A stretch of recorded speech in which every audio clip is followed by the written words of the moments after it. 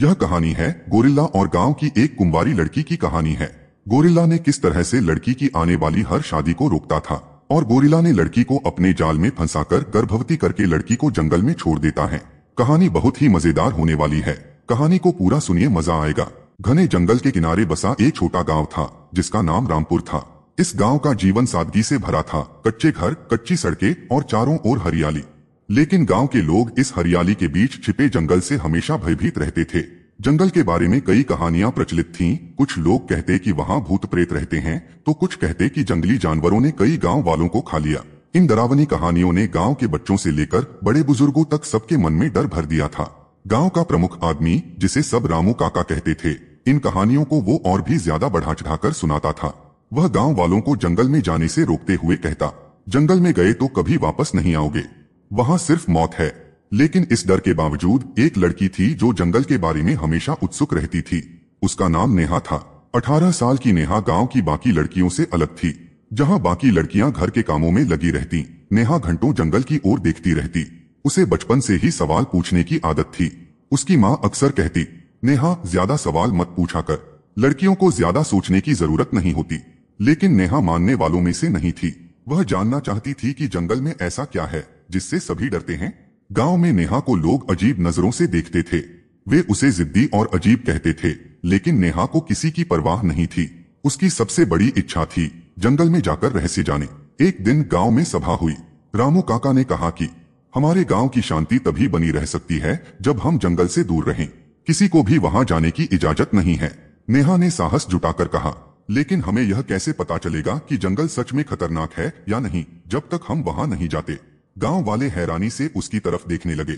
एक बुजुर्ग ने कहा, लड़की, यह बड़े बुजुर्गों की बात है, हम लोगों को मत समझा। नेहा चुप हो गई, लेकिन उसने तय कर लिया था कि वह जंगल में जरूर जाएगी। अगली सुबह नेहा जल्दी उठी। उसने अपनी छोटी सी टोकरी में रोटी, पानी और कुछ जड़ी बूटियां रखी, तो उसकी माँ ने उसे ये करते देख लिया। उसकी माँ ने पूछा, इतनी सुबह कहाँ जा रही है? नेहा ने ठंडे स्वर में कहा, मीना के साथ खेतों पर जा रही हूँ। माँ ने संदेह भरी नजरों से देखा, लेकिन कुछ नहीं कहा। धीरे धीरे नेहा गांव की सीमा पार कर जंगल की ओर बढ़ने लगी। उसके दिल में डर और उत्साह दोनों थे। जंगल में कदम रखते ही नेहा को एक अजीब सी गंध महसूस हुई। यह गंध गीली मिट्टी और पत्तों की थी। चारों तरफ ऊंचे ऊंचे पेड़ थे, जिनकी शाखाएं आपस में इतनी गुथी हुई थीं कि सूरज की रोशनी भी मुश्किल से अंदर आ पा रही थी। धीरे धीरे चलते हुए उसे महसूस हुआ कि यह सुंदरता के साथ साथ थोड़ा डरावना भी है। चलते चलते नेहा ने देखा कि वह गांव से काफी दूर आ चुकी है। उसने इधर उधर देखा और सोचा, अब वापस लौटने का कोई रास्ता नहीं है, मुझे आगे ही बढ़ना होगा। तभी झाड़ियों से अचानक कुछ तेज आवाजें आईं। नेहा रुक गई। उसका दिल जोर से धड़कने लगा। शायद कोई जानवर है। वह डर के बावजूद झाड़ियों की ओर बढ़ी। उसने देखा कि एक बड़ा गोरिल्ला झाड़ियों से बाहर निकल रहा था। वह करीब 8 फीट लंबा था। उसकी आंखें चमक रही थीं और वह दर्द से कराह रहा था। कशिश डर से पीछे हट गई। उसने पहली बार इतना बड़ा जानवर देखा था। गोरिल्ला ने भी नेहा को देखा। वह कुछ कदम उसकी ओर बढ़ा, लेकिन उसके चेहरे पर मासूमियत थी। नेहा ने देखा कि गोरिल्ला के पैर से खून बह रहा था। शायद उसे किसी शिकारी के जाल से चोट लगी थी। गोरिल्ला ने नेहा को देखा और धीरे धीरे बैठ गया। वह कराह रहा था, लेकिन उसकी आंखों में ऐसा कुछ था जिसने नेहा को डरे हुए होने के बावजूद उसके पास जाने का साहस दिया। नेहा ने अपनी टोकरी में रखी जड़ी बूटियां निकाली और सोचा, शायद मैं इसकी मदद कर सकती हूँ। गोरिल्ला ने गुर्राते हुए उसकी तरफ देखा, लेकिन फिर चुप हो गया। उसने नेहा को रोकने की कोशिश नहीं की। नेहा ने उसके पैर की चोट को साफ किया और जड़ी बूटियों से पट्टी बांध दी। यह काम करते वक्त उसके हाथ कांप रहे थे, लेकिन गोरिल्ला ने उसे चोट नहीं पहुंचाई। नेहा ने अपनी रोटी का एक टुकड़ा गोरिल्ला की तरफ बढ़ाया। गोरिल्ला ने पहले उसे सूंघा, फिर खा लिया। नेहा को यह देखकर खुशी हुई कि वह उसे अपना दुश्मन नहीं समझ रहा।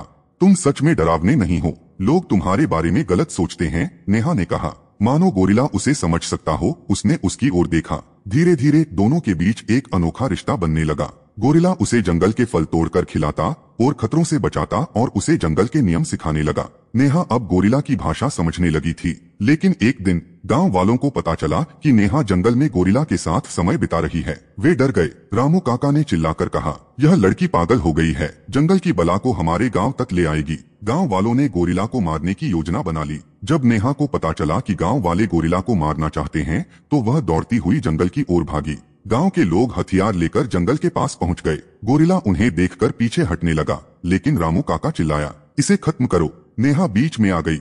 रुक जाओ, यह तुम्हें कोई नुकसान नहीं पहुंचाएगा, यह मेरा दोस्त है। गांव वाले हैरान रह गए। गोरिल्ला ने किसी पर हमला नहीं किया। उसकी शांत चाल देखकर कुछ गांव वालों ने कहा, शायद यह सचमुच बुरा नहीं है। लेकिन रामू काका ने चुपके से अपने आदमियों को इशारा किया और कहा, इसे जंगल से बाहर करो। नेहा ने गोरिल्ला से कहा, तुम भाग जाओ, ये लोग तुम्हें नहीं समझेंगे। गोरिल्ला ने नेहा की बात समझते हुए जंगल की ओर दौड़ लगा दी। नेहा ने गांव वालों को रोकने की बहुत कोशिश की, लेकिन रामू काका की जिद के आगे वह हार गई। गोरिल्ला जंगल में भाग गया, लेकिन नेहा को छोड़कर जाना उसके लिए आसान नहीं था। नेहा ने दूर से उसे जाते हुए देखा और उसकी आंखों से आंसू बहने लगे। उसने मन ही मन सोचा, मैं तुम्हें फिर से देखूंगी, यह वादा है। गांव वालों ने सोचा कि उन्होंने खतरे को टाल दिया है, लेकिन नेहा जानती थी कि राजा कभी भी उनके लिए खतरा नहीं था। गोरिल्ला के जंगल में भागने के बाद नेहा के जीवन में खालीपन आ गया। वह हर दिन जंगल की ओर देखती, उम्मीद करती कि शायद राजा फिर से लौट आए। उसने अपने माता पिता से बात करनी कम कर दी और गांव वालों से दूरी बना ली। उसकी आंखों में हमेशा उदासी झलकती थी। एक दिन मीना ने उससे कहा, नेहा तू ऐसा क्यों रह रही है? वह सिर्फ एक जानवर था, उसे भूल जा। नेहा ने धीमे स्वर में कहा, वह सिर्फ जानवर नहीं था, वह मेरा सब कुछ था। उसने मुझे समझा जब किसी ने नहीं समझा। वह गोरिल्ला के साथ मेरा सब कुछ हो गया। उसका बच्चा अब मेरी पेट में है। दोस्तों, आगे की कहानी भाग 2 में सुनने को मिलेगी।